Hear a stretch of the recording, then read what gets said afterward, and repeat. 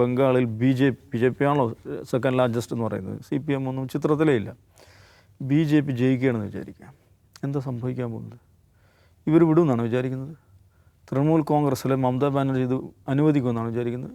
BJP ജയിക്കുകയാണെങ്കിൽ അതിൻ്റെ അർത്ഥം ഇത് ഒരു വെൽ ഓർക്കസ്ട്രേറ്റഡ് കൂ ആണ്, അട്ടിമറിയാണ് എന്ന് ജനങ്ങൾ വിശ്വസിക്കും.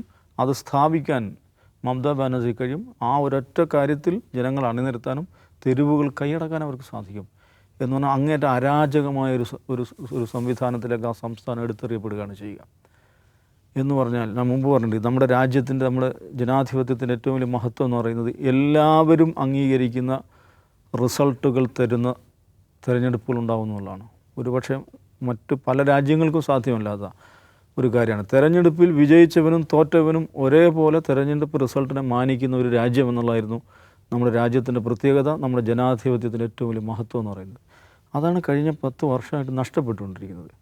നോക്കൂ, ഏത് തിരഞ്ഞെടുപ്പിൽ ആര് വിജയിച്ചാലും തോറ്റവൻ വിജയിച്ചവനെ സല്യൂട്ട് ചെയ്യുന്ന, അയാളെ അഭിനന്ദിക്കുന്ന സംസ്കാരമാണ് നമുക്കുണ്ടായിരുന്നത്. ഇപ്പം അങ്ങനെയല്ലല്ലോ. ഓരോ തിരഞ്ഞെടുപ്പ് റിസൾട്ട് വരുമ്പോഴും ആളുകൾക്ക് സംശയം ഉണ്ടാവുകയാണ്. അപ്പം തൃണമൂൽ കോൺഗ്രസ് വെസ്റ്റ് ബംഗാളിൽ ഈ പറയുന്ന എക്സസൈസ് എല്ലാം നടത്തി BJP അധികാരത്തിൽ വരികയാണെങ്കിൽ സംഭവിക്കാൻ പോകുന്നത് ഇതൊരു സ്റ്റോളൻ ഇലക്ഷനാണ്, സ്റ്റോളൻ റിസൾട്ടാണ് എന്ന ധാരണ നിശ്ചയമായും ജനങ്ങൾക്കിടയിൽ ഉണ്ടാകും. അവരെ മമതാ ബാനർജി സംഘടിപ്പിക്കും. അവരെ പോലെ സ്ട്രീറ്റ് പവറുള്ള ഒരു പൊളിറ്റീഷ്യൻ ഇന്ത്യയിൽ എവിടെയില്ല നമുക്കറിയാം.